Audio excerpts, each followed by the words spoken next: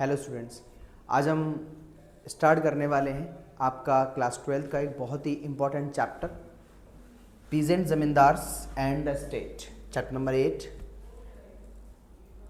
Book 3 का एक बहुत ही इम्पॉर्टेंट चैप्टर है जिसे हम देखेंगे। इस चैप्टर में हम देखेंगे कि किस तरीके से जो एग्रेरियन सोसाइटी है, एग्रीकल्चर बेस्ड सोसाइटी है, उसका किस तरीके से वेरिएशन हो रहा है। तो हम यहाँ पर देखेंगे पीजेंट्स और एग्रीकल्चर प्रोडक्शन को, किस तरीके से इस एरिया में एग्रीकल्चर प्रोडक्शन हो रहा था और पीजेंट्स कैसे रह रहे थे। देखेंगे विलेज क्या होता था। हम बात करें विलेज की, विलेज जो एक बेसिक यूनिट था एग्रीकल्चर सोसाइटी का, और इसी के साथ साथ यहाँ पर जो पीजेंट्स हैं वो रहा करते थे और क्या करते थे, यहाँ पर अपना सीजनल टास्क जो था, मतलब एग्रीकल्चर को सीजन बेस पे किया करते थे। अलग अलग सीजन में अलग अलग एग्रीकल्चर हुआ करती हैं, तो वो सब किया करते थे। और पूरे साल के अंदर, और पूरे साल में वो क्या क्या कर रहे थे, यहाँ पर टिलिंग द सोइल को सही कर रहे थे, सोइंग द सीड्स को बो रहे थे, हार्वेस्ट कर रहे थे, क्रॉप्स जो होती हैं उनको व्हेन इट वाज राइप, तो क्रॉप को जब पक जाती हैं उनको क्या कर रहे थे, काट रहे थे। फर्दर ये कंट्रीब्यूट करते थे अपनी लेबर को to the production of agro based goods such as sugar and oil. So यहाँ पर क्या कर रहे हैं, agro based goods. Agro based goods का मतलब है जो चीज़ें किसके बेसिस पर हैं, सिर्फ एग्रीकल्चर बेस पर होती हैं, उनको शेयर कर रहे थे, कंट्रीब्यूट कर रहे थे देयर लेबर को, मतलब जो भी ये चीज़ उगाया करते थे उसमें लेबर को कंट्रीब्यूट करते थे। बात करेंगे वैरिड टोपोग्राफी की। ये टोपोग्राफी क्या होता है, टोपोग्राफी जो है टोपोग्राफी होता है आपका variation of lands. Rural India की बात करें, was not characterised by settled peasant production alone. सिर्फ ऐसा नहीं था कि यहाँ पर सिर्फ पीजेंट प्रोडक्शन ही हो रहा था ओनली, इसके अलावा भी कुछ और चीजें थी जिसको हम देखते हैं। Several kinds of areas such as large tracts of, हम बहुत से ऐसे एरियाज की बात करें, अभी तक तो हम बात कर रहे थे उन एरियाज की जहाँ पर खेती होती है, जो एरियाज हैं फर्टाइल एरियाज हैं, लेकिन कुछ ऐसे एरियाज थे जिसको हम कह सकते हैं हिली रीजन्स थे, जो जहाँ पर क्या हो रहा है, cultivable were not cultivable in the same way, मतलब उतना अच्छा तरीके से यहाँ पर क्या नहीं हो रहा था, एग्रीकल्चर नहीं हो रही थी। As the more fertile expenses of land, so अगर हम बात करें वे as the more fertile expenses of land, ज़्यादा फर्टाइल एरियाज जो थे उसके अकॉर्डिंग ये एरिया ज़्यादा फर्टाइल नहीं थे और यहाँ पर खर्चे भी ज़्यादा थे। इन एडिशन अगर हम बात करें, ये फॉरेस्ट एरियाज जो हैं जहाँ made up a substantial proportion of territory. हाँ, तो फॉरेस्ट एरियाज जो थे वो भी क्या कर रहे थे, एक सब्सटेंशियल प्रोपोर्शन को बना रहे थे, किसका, इस टेरिटरी का। हम बात करेंगे सोर्सेज की, क्या क्या सोर्सेज जो हैं हमको यहाँ देखने को मिलते हैं या देखे जा रहे थे। Our understanding of the workings of rural society, हम अगर बात करें ये जो सोसाइटी थी कैसी थी, जो वर्किंग, जो भी ये काम करने वाले लोग थे, सिर्फ हमें कहाँ से नहीं पता चलती, does not come from those who work the land, सिर्फ वहाँ से नहीं जो इस एरिया पर काम कर रहे थे। As peasants did not write about themself, हम कह सकते हैं कि यहाँ पर जो पीजेंट्स थे उनका कोई रिटन डेटा नहीं था, वो अपने बारे में कुछ नहीं लिखा करते थे।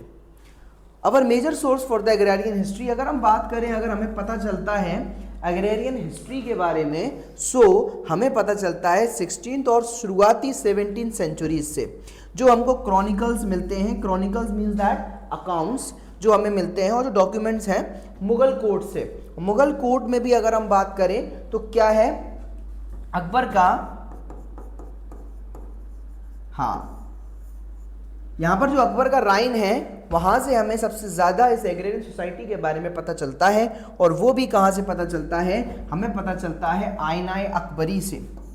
आईनाए अकबरी से जो अकबर के कोर्ट हिस्टोरियन अबुल फजल ने लिखी थी।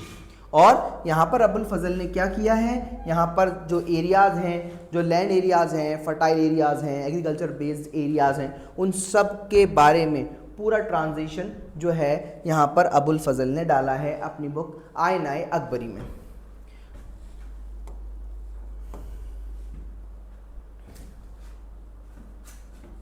हाँ, एक इम्पॉर्टेंट बात, आईनाए अकबरी जो है अबुल फजल की बुक अकबरनामा की एक वॉल्यूम है, इसके बारे में पर्टिकुलर अभी आगे बताऊंगा मैं आपको। सो पीजेंट्स एंड देयर लैंड्स, हम बात करेंगे पीजेंट्स की और उनके लैंड्स की। Types of peasants, land ownership और फील्ड डिमार्केशन के बेसिस पर बात करेंगे।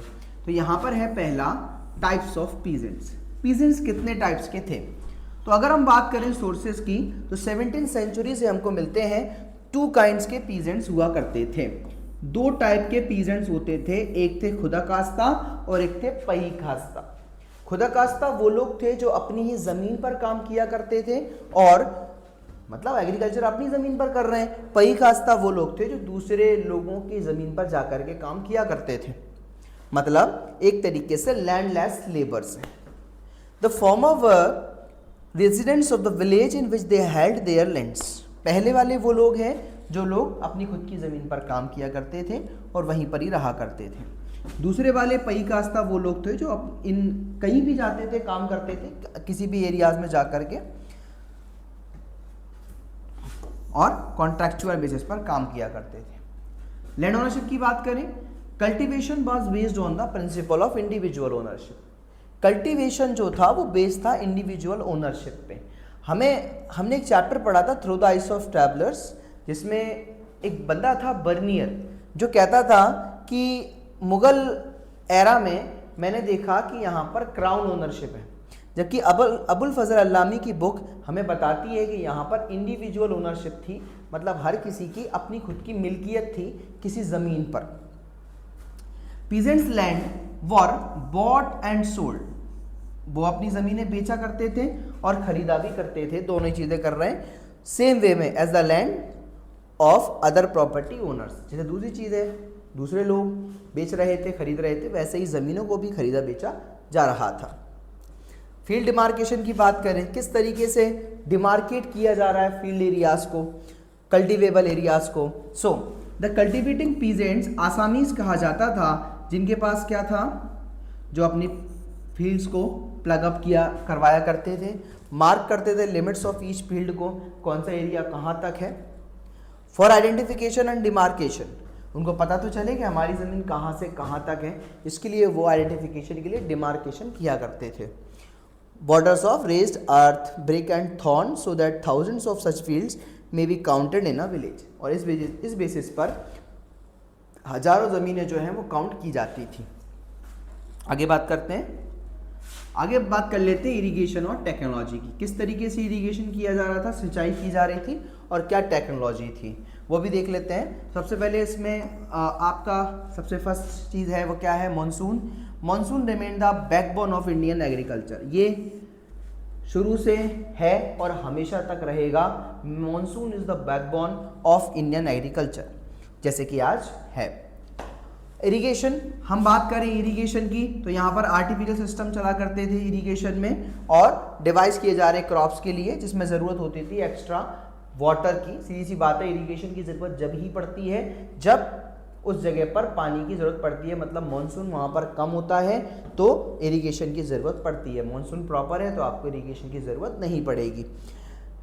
Irrigation project receive state support as well, और इरिगेशन के प्रोजेक्ट्स को स्टेट का सपोर्ट भी था, मतलब लोग अपने खुद के बेसिस पे भी करते थे और स्टेट के बेसिस पर भी करते थे। प्लग की बात करें तो प्लग किस टाइप का यूज़ हो रहा है, प्लग जो है हमारा वो टेक्नोलॉजी में आ जाएगा। The wooden plug was light and easily assembled with an iron tip और कॉल्टर। कॉल्टर जो है वो एक जो हल होता है उसकी एक लास्ट टिप होती है, उसे हम कॉल्टर बोलते हैं, मतलब साथ में जो चलता है हल के। It did not make deep furrows, और ये उस टाइम पर कुछ ज़्यादा गहरा नहीं खोद पाता था। Which preserve the moisture better during the intensely hot months, और इसी के साथ साथ विच प्रिजर्व द मॉइस्चर, ये अच्छी तरीके से ज़मीन में नहीं जा पाता था। बाद में आगे जाकर की जो टेक्नोलॉजी आई वो बहुत अच्छी थी, और दूसरी बात हल जो है वो ज़मीन में जाया करता था। Which preserve the moisture better during the intensely hot months, और जो क्या कर सकता था, विच प्रिजर्व करता था मॉइस्चर को बेटर, ज़्यादा अच्छा इंटेंसली हॉट मंथ्स में। सो हम कह सकते हैं यहाँ पर मतलब ज़्यादा गहरा खोदोगे तो नीचे की ज़मीन ऊपर आ जाएगी और फिर जब धूप पड़ेगी तो वो सब सूख जाएगा। तो ये ज़्यादा, ये थोड़ा लाइट ही जो है खोदा करता था। An abundance of crops, crops का अबेंडेंस की बात करेंगे। Agriculture was organised around 2 major seasonal cycles, 2 major season cycles थे, उसमें इसको उगाया जाता था। जो 2 टाइप के टाइम है, एक है खरीफ जिसे हम ऑटमन बोलते हैं और रबी जिसे हम स्प्रिंग बोलते हैं। ये 2 टाइप के सीजन थे और इसमें इंश्योर करते थे कि एक इनॉर्मस वैरायटी जो है प्रोड्यूस की वो मिल सके। और इसी के साथ साथ हम बात करें, हम ये कह सकते हैं कि आइन से हमें पता चलता है कि मुगल प्रोविज़न जो है आगरा में, मुगल प्रोविज़न जो है आगरा में प्रोड्यूस होती थी 39 वैरायटीज़ ऑफ क्रॉप्स और इसी के साथ साथ दिल्ली में प्रोड्यूस होती थी 43 ओवर द 2 सीजन्स में। पहला है खारिफ, दूसरा है राबी। बंगाल में प्रोड्यूस होती थी 50 वैरायटीज ऑफ राइस अलोन। हम बात करेंगे विलेज कम्युनिटी की। विलेज कम्युनिटी किस टाइप से डिवाइडेड थी, विलेज किस तरीके से, विलेज के अंदर किस टाइप की डाइवर्सिटीज थी। तो विलेज हेडमैन की बात करेंगे। विलेज हेडमैन जो है वो मुखिया होता था जिसे मुकद्दम और मंडल भी कहा जाता था। पंचायत, पंचायत क्या होती है भाई, आप जानते हो, असेंबली ऑफ विलेज एल्डर्स होती है। Cultivators, peasants who work the land. Cultivators कौन होते हैं भाई, जो काम करते हैं कहाँ पर, लैंड एरिया पर, वो पीजेंट्स हैं। Caste and the rural milieu, हम बात करेंगे कास्ट जाति की और rural milieu means that rural environment की। Deep inequities on the basis of caste and other caste like distinctions mean that cultivators were a highly heterogeneous group. हम कह सकते हैं यहाँ पर कि डीप इनइक्विटीज के बेसिस पर, कि जो बेसिस डीप इनइक्विटीज थी, यहाँ पर क्या था कि कास्ट के बेसिस पर लोग डिवाइडेड थे, कास्ट के बेसिस पर लोग डिवाइडेड थे अलग अलग, इसलिए यहाँ पर ये एक हेट्रोजीनियस ग्रुप था। अलग अलग लोग डिवाइड थे, इसलिए लोग अलग अलग हुए थे, इसलिए हेट्रोजीनियस हो गए थे, अलग अलग। अमंग दोज जो यहाँ पर क्या कर रहे हैं, टिल्ड कर रहे हैं लैंड को, there was a sizeable number who worked as menials और एग्रीकल्चरल लेबर्स मौजूद। मतलब जो लोग टिलिंग वगैरह का काम करते हैं, दूसरों की ज़मीनों पर जाकर के काम कर रहे हैं, उन्हें हम मिलियन लेबर्स कहते हैं, माजूर कहते हैं, मजदूर जिसे कहा जाता है वो। Despite the abundance of cultivable land, हाँ ठीक है, अबेंडेंस था कल्टिवेबल लैंड का। बहुत सारी कास्ट ग्रुप जो थे जो अजाइन किए जाते थे मिनियल टास्क और दस रिलीगेटेड टू पॉवर्टी। हाँ, इन लोगों को काम होता था, काम होता भी है, कभी नहीं भी होता, इसकी वजह से ये लोग जो थे पॉवर्टी में चले जाते थे। अब दूसरी बात ये भी है, कास्ट ग्रुप बना दिया तो वो लोग दूसरी चीज़ें जो हैं उसको नहीं कर पाएंगे, मीन्स दैट उनको अपॉर्चुनिटीज़ नहीं है, वो उन अपॉर्चुनिटी से दूर रहेंगे, तो वो क्या नहीं कर सकते, अपने आप को अपलिफ्ट नहीं कर सकते थे, इसलिए वो पॉवर्टी लाइक कंडीशंस में चले जाते थे। आगे बात करेंगे पंचायत की और हेडमैन की, जो मैंने आपको पीछे बताया था मुखिया के बारे में। सो हम देख लेते हैं कॉम्पोजिशन क्या है इसका। हाँ, असेंबली होती थी विलेज एल्डर्स की। दूसरा है लीडरशिप है, हेडेड बाय मुकद्दम और मंडल। तीसरा है इसका क्या फंक्शंस हैं, जिसे हम कह सकते हैं, जिसमें सुपरवाइज किया जाता था अकाउंट्स को और मैनेज किया जाता था फंड्स को। अकाउंट्स, उनको ध्यान दिया जाता था क्या हो रहा है क्या नहीं हो रहा, सारे बिलिंग वगैरह उन पर फोकस किया जाता था, ये मुखिया का काम था। इसी के साथ साथ वो फंड्स को मैनेज करता था। कोई भी काम कराना है गाँव के अंदर तो किस तरीके से फंड्स आएगा, रेवेन्यू किस तरीके से इकट्ठा करना है, वो सब इसी इसका काम था। अथॉरिटी क्या थी, ये लोगों पे फाइन लगा सकता था, इन्फोर्स कर सकता था कास्ट नॉर्म्स को, कास्ट नॉर्म्स को ये इन्फोर्स कर सकता था। ये काम था हेडमैन का और पंचायत का।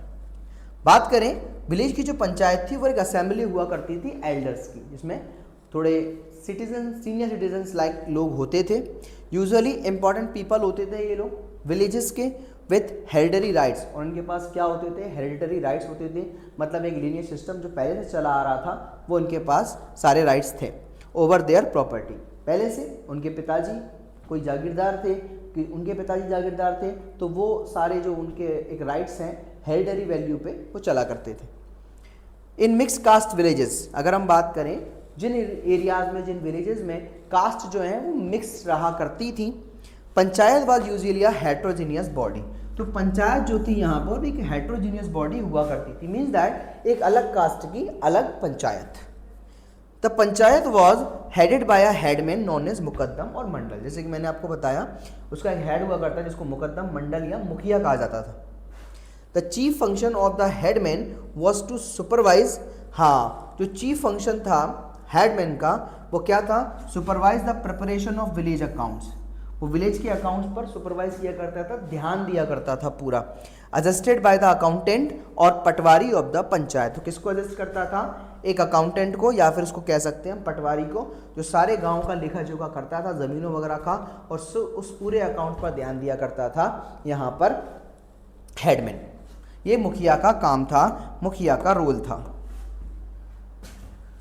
बात करेंगे विलेज आर्टिजन्स की। जो आर्टिजन्स होते हैं, जो पीजेंट से अलग हैं, जो काम करते हैं, कुम्हार हो गया जिसे हम पॉटर कहते हैं, वॉशरमैन हो गया, ब्लैक स्मिथ हो गया, और भी जो काम करने वाले लोग हैं आर्टिजनल ग्रुप्स हैं, उनके बारे में बात करेंगे। जैसे कि लिखा है पॉटर्स, ब्लैक स्मिथ और कारपेंटर्स। जैसे कि बात करें और कौन भी हो सकता है, बार्बर्स। विलेज आर्टिजन्स प्रोवाइड करते थे स्पेशलाइज सर्विसेज को, in return for which they were compensated by villagers by a variety of means. Barter system है भाई, यहाँ पर बार्टर सिस्टम के बेसिस पर क्या कर रहे हैं, चीज़ों को आपस में एक्सचेंज कर रहे हैं। उसने सर्विस दे दी और उसने उनको बदले में कुछ दे दिया। The most common way of doing so was by giving them a share of the harvest. हाँ, अपने हार्वेस्ट का कुछ हिस्सा दे दिया करते थे। और एन अलॉटमेंट ऑफ लैंड, कभी कभी ज़मीन दे दिया करते थे। कहने का मतलब ये, किसी किसान के पास कोई ज़मीन पड़ी हुई है, अब वो गोल्ड स्मिथ या ब्लैक स्मिथ से उसने कुछ लिया, अब उसके पास कोई ज़मीन पड़ी है जिस पे वो कुछ करता नहीं है, वो ख़राब हो चुकी है ज़मीन, तो वो ज़मीन किसी को दे देगा, तो वो तो अपना काम लगा लेगा। आर्टिजन को फर्टाइल ज़मीन से कोई मतलब नहीं है, वो तो काम कर सकता है उस ज़मीन पर, तो कई बार वो अपना ज़मीन का हिस्सा भी दे दिया करते थे। So allotment of land perhaps cultivable wastes which was likely to be decided by the panchayat. और ये सब चीज़ें पंचायत से डिसाइड होती थी। महाराष्ट्र की बात करें, such lands became the artisan मीरास और वतन। किसी आर्टिजन को या आर्टिजन की ज़मीन या आर्टिजन को दे दी जाने वाली ज़मीन को मीरास या वतन कहा जाता था, और इसी के साथ साथ उस पर हेरिडरी होल्डिंग होती थी। मतलब उस आर्टिजनल ग्रुप के बंदे का, उसके जो भी बच्चे होंगे उस पर उनका हक होगा आगे चल करके। आगे देखते हैं, लिखा है विमेन इन एग्रेरियन सोसाइटी। या एग्रीकल्चरल सोसाइटी में विमेन का क्या रोल था, इस चीज़ की बात करेंगे। एग्रीकल्चर सोसाइटी में विमेन किस तरीके से अपना रोल रखती थी, ये हम देखने वाले हैं। सबसे पहले है लेबर रोल्स, सेकेंड है सोशल कस्टम्स, और तीसरा है प्रॉपर्टी राइट्स। तीनों ही रिलेटेड हैं विमेन से। एग्रीकल्चर सोसाइटी के अंदर विमेन का किस टाइप का रोल था, इसकी बात करेंगे। सबसे पहले विमेन और मैन जो हैं वो क्या करते थे, कंधे से कंधा मिलाकर काम किया करते थे। और जिसमें अगर मैन टिल्ड कर रहा है और प्लग्ड कर रहा है, विमेन सोड कर रही हैं, वीडेड कर रही हैं, थ्रैश्ड कर रही हैं, एंड विनोड कर रही हैं हार्वेस्ट को। मतलब यहाँ पर वो क्या कर रहा है, ज़मीन को सही कर रहा है, मतलब उगाने लायक कर रहा है, उसको जोत रहा है ज़मीन को। ज़मीन विमेन्स क्या कर रही हैं, बीज बो रही हैं, अनवांटेड प्लांट्स को हटा रही हैं, थ्रैश्ड कर रही हैं, मतलब अनाज में से, मतलब जो उसका ऊपर का खोल होता है वो हटाना, उसमें से जैसे धान में से चावल निकालते हैं वैसे। और विनोड कर रही है, बीन रही हार्वेस्ट को। Artisanal task such as spinning yarn, कुछ आर्टिजनल काम हैं जैसे कि हम कह सकते हैं स्पिनिंग यार्न, चरखा चलाना, sifting and kneading clay for pottery, pottery के लिए मिट्टी को सही करना, एंड एम्ब्रॉयडरी करना, जरी करना कपड़ों में, कढ़ाई वगैरह कहते हैं जिसको। Among the many aspects of production dependent on female labour, बहुत सारी इस टाइप की कुछ चीज़ें थी जो फीमेल लेबर पर डिपेंड थी। आगे बात करेंगे सोशल कस्टम्स की। अगर हम बात करें मैरिजेस की रूरल कम्युनिटीज़ में, यहाँ पर ज़रूरत होती थी required a payment of bride price. समझ रहे हो बात को? सिस्टम नहीं है भाई यहाँ पर दहेज वहेज देने का, ब्राइड का प्राइस था, उल्टा देना पड़ेगा आपको पैसा, रेदर देन डोरी टू द ब्राइड्स फैमिली। समझ रहे हो बात को? Remarriage was considered legitimate both among divorced and widowed women. Remarriage कर सकती थी चाहे वो डाइवर्स्ड हों या वो विडोड हों। Women were kept under strict control, women को स्ट्रिक्ट कंट्रोल में रखा जाता था बाय द मेल मेंबर्स की तरफ से, मेल यहाँ पर हेड था। Family and the community. बात करेंगे प्रॉपर्टी राइट्स की। Among at the landed gentry, हम बात करें women had the right to inherit property. हाँ भाई, विमेन जो है इनहेरिट कर सकती थी प्रॉपर्टी को। Instances from the Punjab show that, और कई सारी बातें हमारे सामने हमें जो दिखाई दी हैं जिसमें शो हमें दिखाई देता है कि women including widows actively participated in the rural land markets. हाँ, चाहे वो विडोड हों, मतलब उनका जो पति था उसकी ज़मीन वगैरह होंगी तो वो यहाँ पर मार्केट के अंदर खरीदते बेचते दिखाई देती थी। Market as sellers of property inherited by them, तो मार्केट में वो उन चीज़ों को बेचती दिखाई देती थी, जो भी प्रोडक्शन होगा, जो भी चीज़ें होंगी उनको। Hindu and Muslim women inherited zamindaris which they were free to sell or mortgage. Hindu और मुस्लिम इन दोनों में ही इनहेरिट किया जाता था, ज़मींदारी को आगे बढ़ाया जाता था और इसमें फ्री थे सेल करने के लिए और मॉर्टगेज करने के लिए। सेल मतलब बेचना होता है, मॉर्टगेज मतलब होता है गिरवी रखना। ये थी विमेन की एग्रेरियन सोसाइटी में कंडीशन। आगे बात करेंगे फॉरेस्ट एंड ट्राइब्स। फॉरेस्ट में क्या चल रहा था और ट्राइबल पीपल का क्या रोल रहा। पहला, सबसे पहले बात करेंगे फॉरेस्ट कवर की। कितना एरिया फॉरेस्ट कवर था? ह्यूज स्वाथ्स, बहुत बड़ा एरिया जो था वो फॉरेस्ट एग्जिस्टेड था ऑल ओवर ईस्टर्न इंडिया। कहाँ पर? ईस्टर्न इंडिया के पूरे हिस्से में, और सेंट्रल इंडिया के हिस्से में, नॉर्दर्न इंडिया के हिस्से में, झारखंड एंड पेनिनसुलर इंडिया में बहुत बड़ा हिस्सा जो था वो फॉरेस्ट से कवर था। Informed conjecture suggested an average of 40% forest cover. कुछ लोग जो हमें बताते हैं, कुछ लोग जो हैं हिस्टोरियंस कह सकते हैं, वो बताते हैं कि अप्रोक्स 40% जो एरिया है वो फॉरेस्ट लैंड था।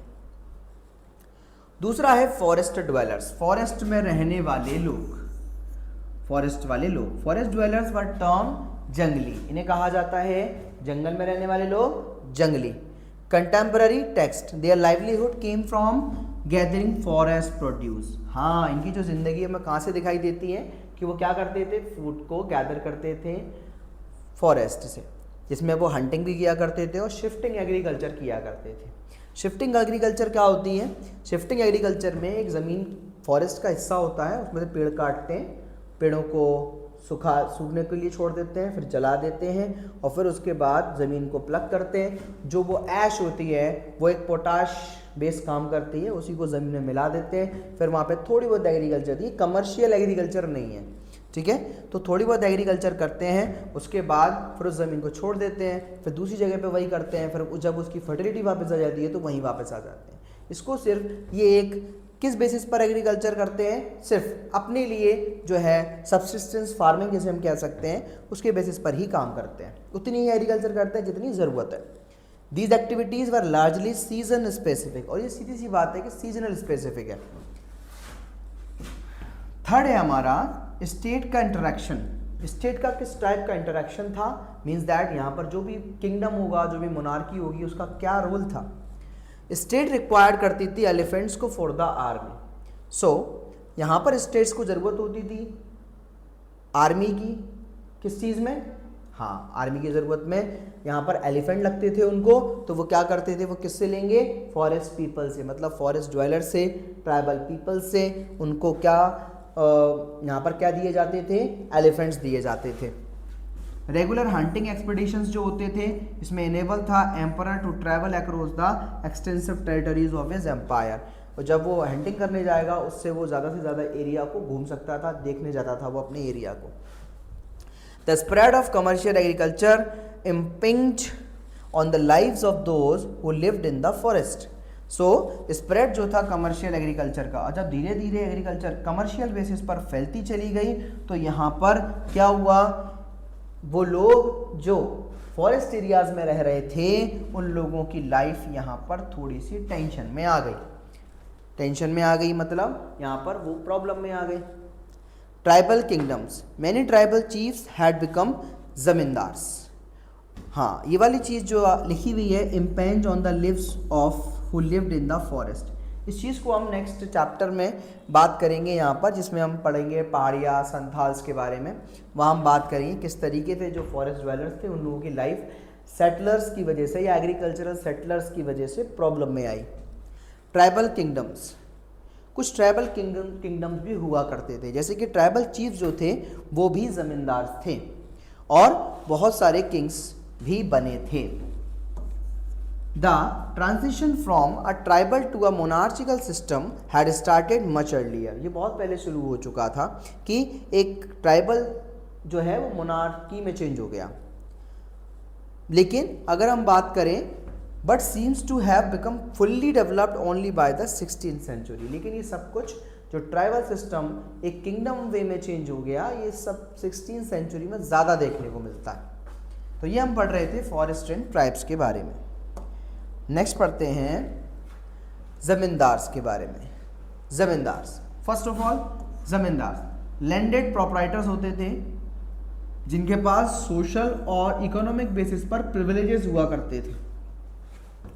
तो इनके पास ज़मीनें हुआ करती थी खुद की, और इसी के साथ साथ ये सोशल और इकोनॉमिक प्रिविलेजेस हुआ करते थे इनके पास। मिल्कियत लैंड्स की बात कर लें, एक्सटेंसिव मिल्कियत मतलब जिस ज़मीन पर आपका अधिकार होता है उसे हम मिल्कियत कहते हैं। एक्सटेंसिव पर्सनल लैंड्स था ऑफ ज़मींदार्स का। रेवेन्यू कलेक्शन की बात करें, often collected revenue on behalf of the state, ये रेवेन्यू कलेक्ट किया करते थे किसके बेसिस पर, स्टेट के बिहाफ के बेसिस पर। मिलिट्री रिसोर्सेज की बात करें, कंट्रोल करते थे फॉरेस्ट्रेस को और आर्म कंटेंजेंट्स को। सो यहाँ पर मिलिट्री रिसोर्सेज भी थे इनके पास, मतलब इनकी खुद की आर्म कंटेंजेंट्स थी, और इसी के अलावा कंट्रोल करते थे फॉरेस्ट ट्रेसेस एरिया को, मतलब इनके पास खुद के आर्मी भी हुआ करती थी। तो हम यहाँ बात कर रहे हैं ज़मींदार्स की।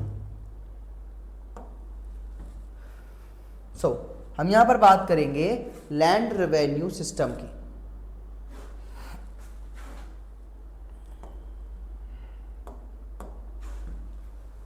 जिसमें हम देखेंगे असेसमेंट क्या था।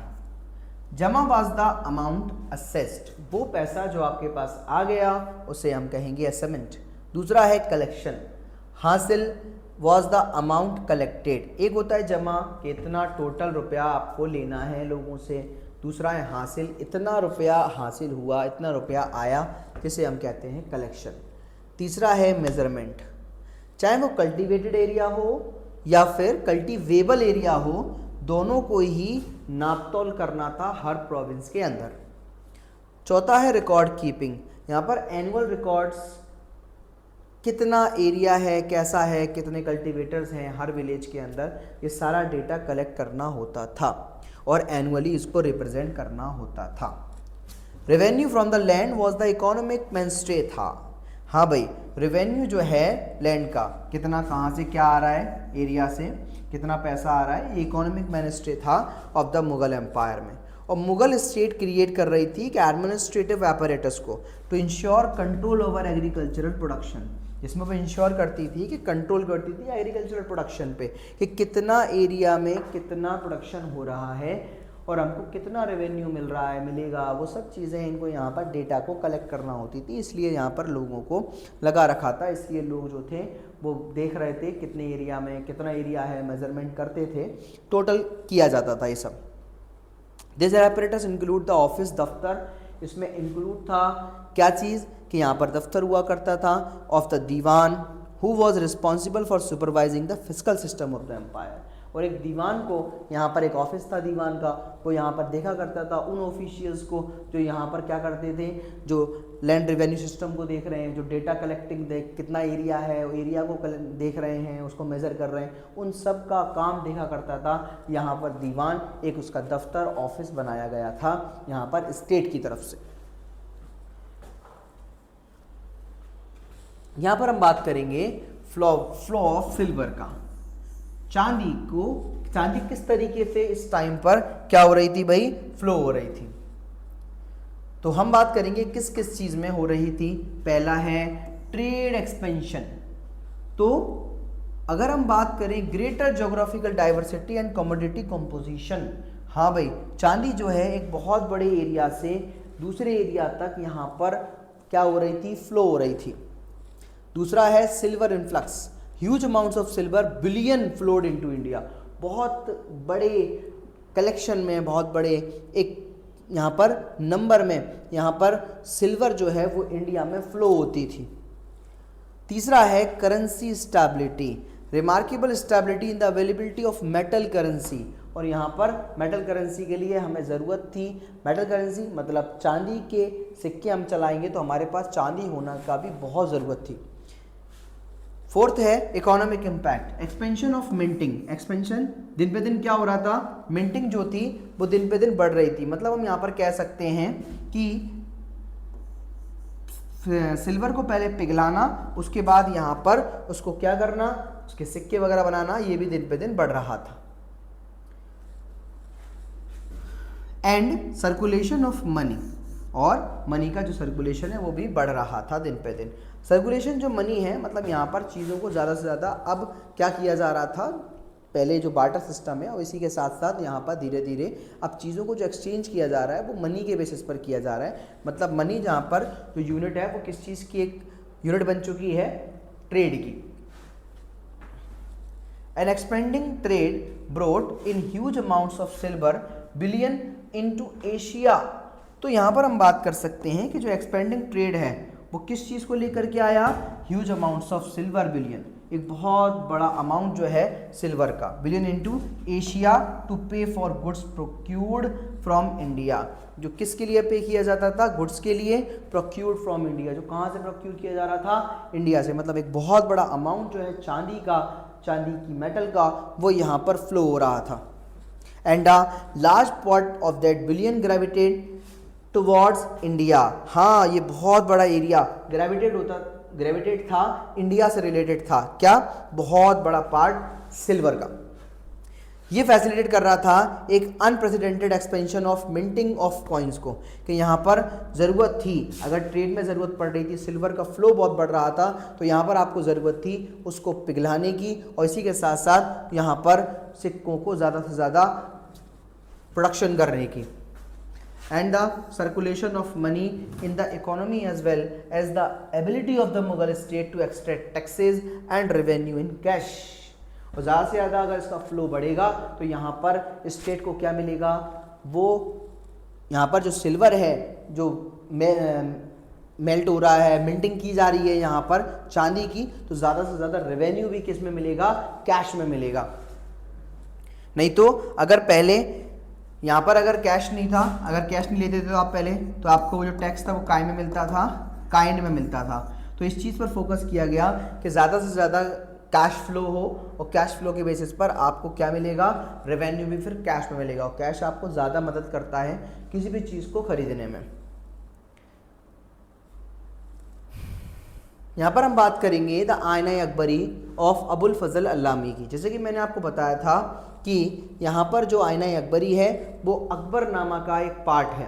सो स्ट्रक्चर क्या है इसका, the Aina Akbari was part of larger project of writing commission by Akbar known as the Akbarnama. जैसे कि मैंने आपको बताया था, it was organize as compendium of imperial regulations and the gazetteer of the empire.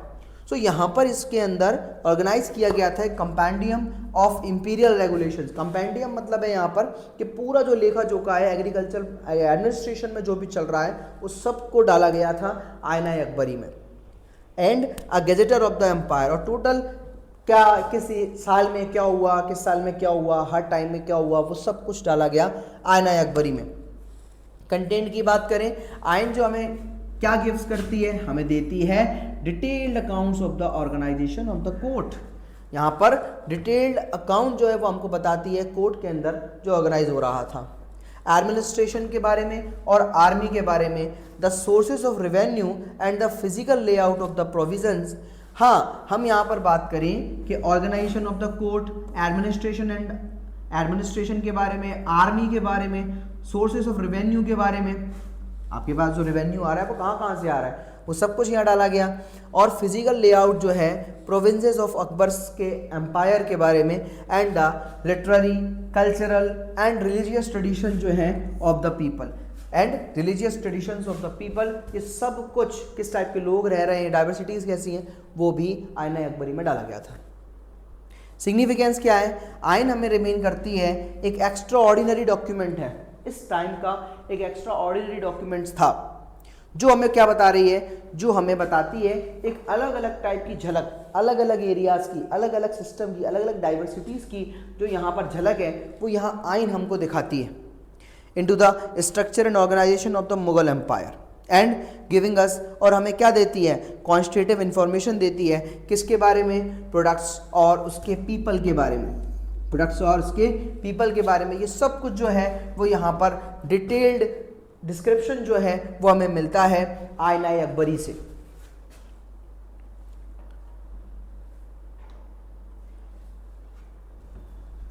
जैसे कि हमने यहाँ पर इस वीडियो के अंदर एक वन शॉट जो होता है इस चैप्टर का वो किया था, अगर आपको इसकी डिटेल्ड एनसीईआरटी वीडियोस चाहिए तो आप मुझे कमेंट कर सकते हैं, जिसमें मैं आपको एनसीईआरटी जो आपकी बुक है उसका वर्ड टू वर्ड मैं आपको वीडियो दे सकता हूं। और इसी के अलावा या आपको नोट्स चाहिए हो या किसी भी तरीके की हेल्प हो तो आप मुझे कमेंट कर सकते हैं। Thank you for watching this video.